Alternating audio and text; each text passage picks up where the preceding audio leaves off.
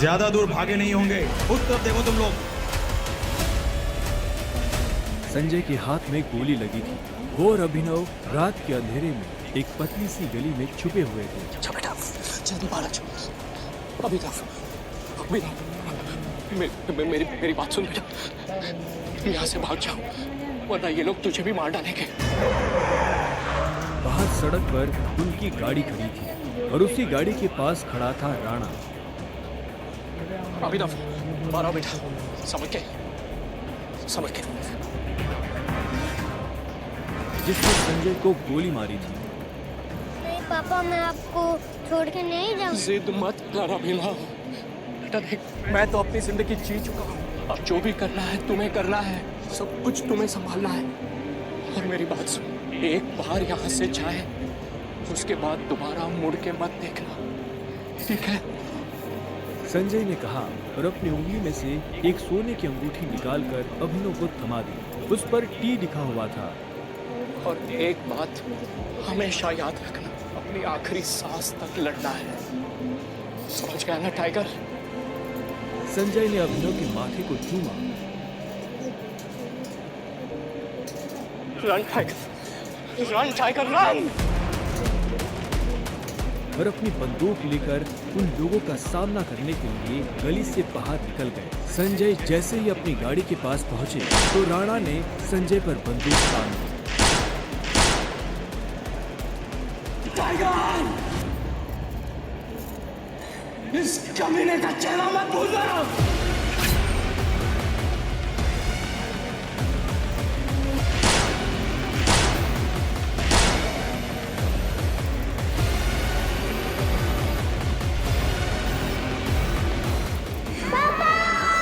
अभिनव चिल्लाया और अचानक से उसकी नींद खुल गई। पसीने में तरबतर अभिनव अपने बिस्तर पर उठकर बैठ गया और गहरी सांसें लेने लगा।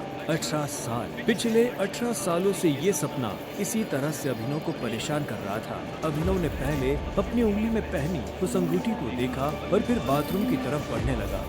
अभिनव गुड़गांव में रहता था और डिलीवरी बॉय का काम करता था। हालांकि इस काम में उसका मन नहीं लगता था, लेकिन अनाथ आश्रम से निकलने के बाद उसके पास ये करने के अलावा और कोई चारा नहीं था। 18 साल की उम्र में उसने अपना खर्च खुद उठाना शुरू कर दिया था। उसकी जिंदगी में बस एक ही खुशी थी, उसकी गर्लफ्रेंड वैभवी। जब भी वो वैभवी को देखता तो अपने सारे दुख भूल जाता था और आज तो वैभवी का जन्मदिन था, इसलिए अभिनव जल्द से जल्द उससे मिलना चाहता था। अंकल, ये केक कितने का है? 600 गए। और ये पेस्ट्री? वो 60 गए। एक दे दीजिए। असल में अभिनव और वैभवी ने ये तय किया था कि वो पैसे जोड़कर अपने लिए किराए का एक बड़ा घर लेंगे, इसीलिए वो पैसे वेस्ट नहीं करना चाहते थे। Thank you. Thank you. कुछ देर के बाद जब वो वैभवी के घर के बाहर पहुंचा तो उसने देखा वहाँ काफी रंगीन लाइट्स जल रही थी और वहाँ से तेज म्यूजिक की आवाज आ रही थी।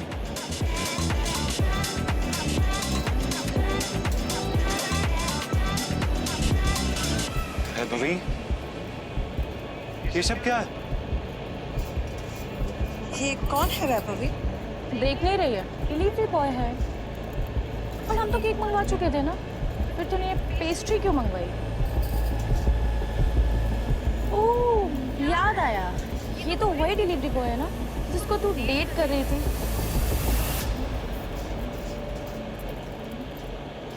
ओह कम ऑन यार वैभवी, तेरा स्टैंडर्ड इतना गिर जाएगा मुझे नहीं पता था। Babe, happy birthday babe. Abhinav Deven को अच्छी तरह से जानता था। वो एक बड़े बाप का लड़का था और हर वक्त वैभवी के आसपास मंडराता रहता था।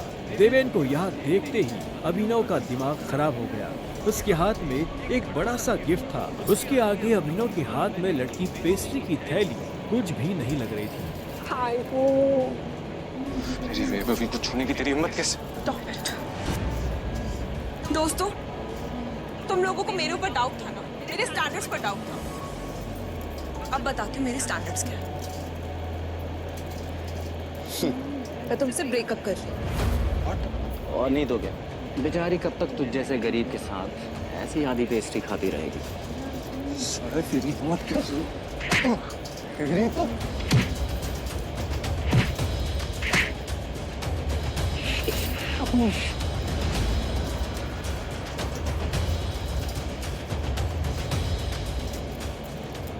तुमने ठीक नहीं किया वैभवी।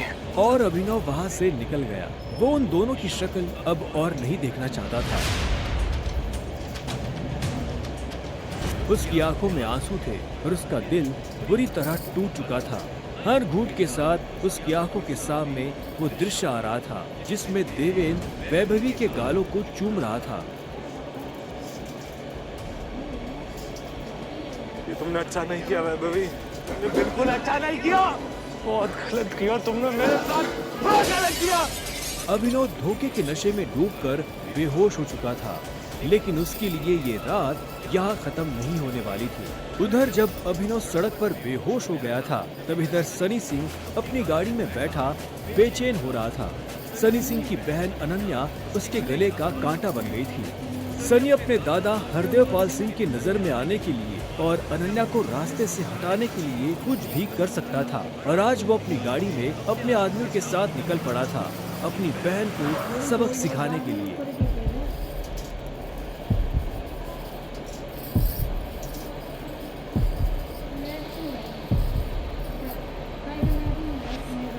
जल्दी करो, गाड़ी में डालो इसे।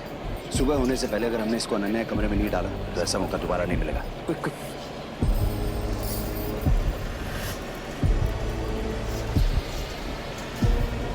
सनी के आदमी अभिनव को उठाकर सीधा रूम नंबर 409 में घुस गए। इसके कपड़े उतारो और बेड पे लिटाओ उसको। कपड़े उतारो उसको। उन्होंने अभिनव को बहुत आहिस्ते से उस बिस्तर पर लिटा दिया। वहाँ पहले से सनी की बहन अनन्या सोई हुई थी। सुबह जब अभिनव ने करवट बदली तो उसका हाथ एक नरम हाथ से टकरा गया। अभिनव की नींद टूटी और उसने देखा कि वो एक अनजान लड़की के बगल में लेटा हुआ था।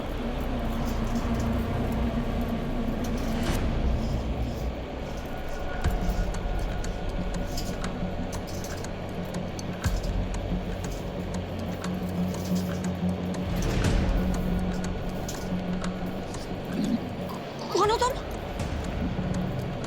तुम मेरे कमरे में क्या कर रहे हो? तुमने मेरे साथ क्या किया? वो भी इस हाल में? छी छी छी छी छी छी छी। शेम ऑन यू बहना। मुझे तो तुम्हारे कैरेक्टर पर हमेशा से डाउट था। इतनी बार मैंने दादाजी को समझाया, बोला, पर हर बार बोले मेरी अनन्या ऐसा नहीं कर सकती। लो, कर दिया तुम्हारी अनन्या ने ऐसा। अब पता है दादाजी को उनकी पोती की ये जो रंग रलियां चल रही है इनका से लाइव टेलीकास्ट दिखाने के लिए मैंने उन्हें यहाँ बुला लिया। भाई मुझे नहीं पता, भरोसा करिए। क्या हुआ, कैसे हुआ? मैं जानती तक नहीं इस लड़के को, नहीं जानती भाई। मैं भी, हम दोनों के बीच में कुछ भी नहीं हुआ। नहीं। इससे पहले कि अभिनव सफाई देता, अनन्या और सनी के दादा हरदेव पाल सिंह कमरे में पहुंच चुके थे। उनके पहनावे से समझ आ रहा था कि वो बहुत अमीर आदमी थे। अनन्या को इस हाल में देख उनकी आंखें गुस्से में लाल हो गई थी। मुझे तुमसे ये उम्मीद नहीं थी। आप जैसा सोच रहे वैसा बिल्कुल नहीं है। अनन्या, तुम्हें अच्छे से नियम पता थे, फिर भी तुमने सारे नियम तोड़ दिए। नहीं दादाजी, नहीं। और तू? जब अभिनव की नजर हरदेव से मिली तो उसे लगा कि वो अपनी आंखों के सामने मौत देख रहा है। तूने मेरी पोती के साथ रात गुजारी है ना? आज से हमारे परिवार के कानून के हिसाब से तू सिंह परिवार का दामाद है। हाँ? इन दोनों के बीच में लेकिन कुछ हुआ ही नहीं है। चाची, कुछ नहीं हुआ है। कुछ नहीं किया ना तुम दोनों ने? तो क्या ये बात?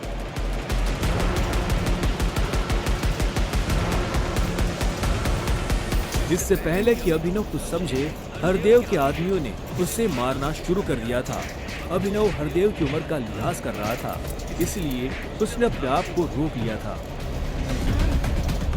अनन्या, उसे हॉस्पिटल भेज देना, ताकि शाम को अकरम की पार्टी में आने के लिए ठीक ठाक से तैयार हो जाए। और याद रखना, तुझे शाम को अकरम की पार्टी में ये तुम्हारे साथ जरूर नजर आना चाहिए।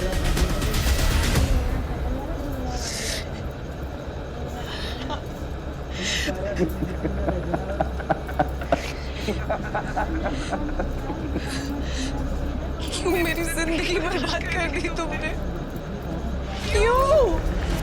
अभिनव के पास इस सवाल का कोई जवाब नहीं था। वहां जाकर अभिनव शाम को होने वाली पार्टी के लिए तैयार होने लगा। उससे हरदेव और उसके आदमियों का डर नहीं था। वो जानता था कि अनन्या पहले से ही काफी मुश्किल में थी और वो अपनी वजह से उसकी मुश्किलें और नहीं बढ़ाना चाहता था। अभिनव के पास ले देकर सिर्फ एक ब्लेजर था, वो भी उसके पापा का। वो जगह जगह से फटा और उधरा हुआ था, लेकिन जब अभिनव ने उसे पहना तो उसकी खूबसूरती ने ब्लेजर की सारी कमियां ढक दी। अभिनव का अंदाजा सही था, अनन्या का घर काफी बड़ा था। वो एक अमीर परिवार की लड़की थी। जितना अभिनव महीने का कमाता था, उतने की अनन्या ने सैंडल्स पहनी हुई थी।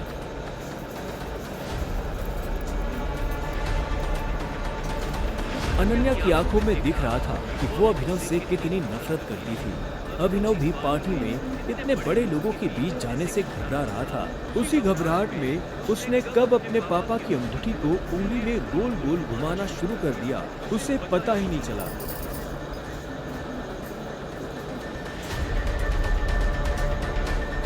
इस अंगूठी को उतार दो प्लीज, बहुत करने लगी। ये अंगूठी मेरा सब कुछ है।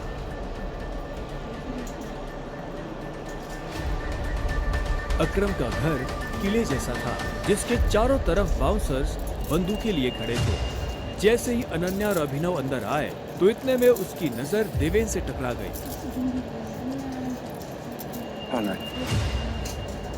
तू यहाँ क्या कर रहा है साले? Kiss my husband. अन्ना पागल हो गई हो तुम।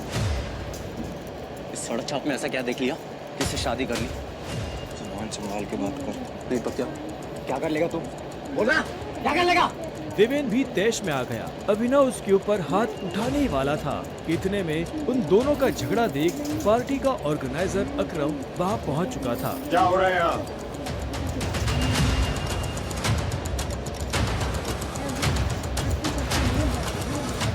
अकरम सर, देखिए इस आदमी को, ये क्रिमिनल है, जबरदस्ती आपकी पार्टी में घुसा है। इधर आओ।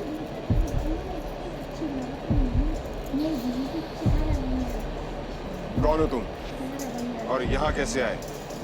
Actually, ये मेरे पति है। अकरम को अनन्या की बात पर विश्वास नहीं हुआ।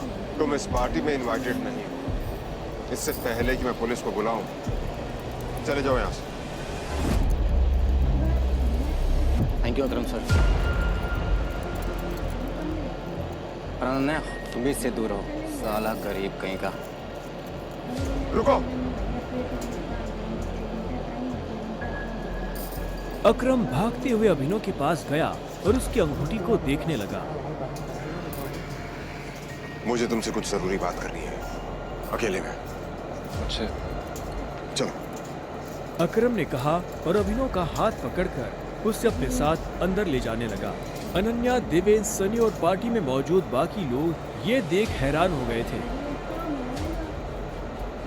कुछ देर बाद जब वो अकरम के कमरे में पहुंच गए तो अकरम ने दरवाजा बंद किया और अभिनव के पास आकर बोला, मैं तुम्हारी ये अंगूठी देखना चाहता हूँ। क्यों? डरो मत, मैं ऐसे मांगने वाला नहीं हूँ। बस मुझे इसमें कुछ देखना है, प्लीज।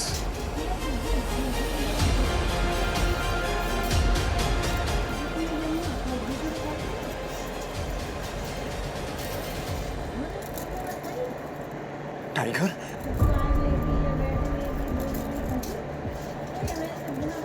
टाइगर? अभिनव ने अकरम के मुंह से ये शब्द सुना तो वो हैरान हो गया। उसे अचानक से अपने पिता के वो आखिरी शब्द याद आ गए जो उन्होंने अभिनव से विदा लेते हुए कह दिए थे। Run tiger, run! लेकिन अभिनव हैरान था। उससे समझ नहीं आ रहा था कि अकरम ये सब कैसे जानता था। आखिरकार मैंने तुम्हें ढूंढ ही लिया टाइगर। टाइगर? हाँ, पिछले 18 सालों से मैं तुम्हें ढूंढने की कोशिश कर रहा हूँ। तुम हमारे टाइगर हो, हमारी हजारों करोड़ों की एम्पायर की वारिस, जिसे हम 3 दोस्तों ने मिलकर शुरू किया था। मैं, तुम्हारे पापा संजय गढ़वाल और राणा अग्निहोत्री। वो देखो। इतना कहते ही अकरम ने दीवार पर टंगी एक तस्वीर की तरफ इशारा कर दिया, जिसमें संजय, अकरम और राणा तीनों मौजूद थे। राणा को देख अभिनव को झटका लगा।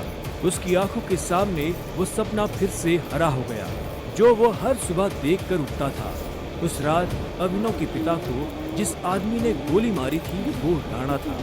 दोस्त होने के बावजूद राणा ने अभिनव के पिता के साथ गद्दारी की थी। अभिनव की आंखें चिंगारी सी लाल हो गई।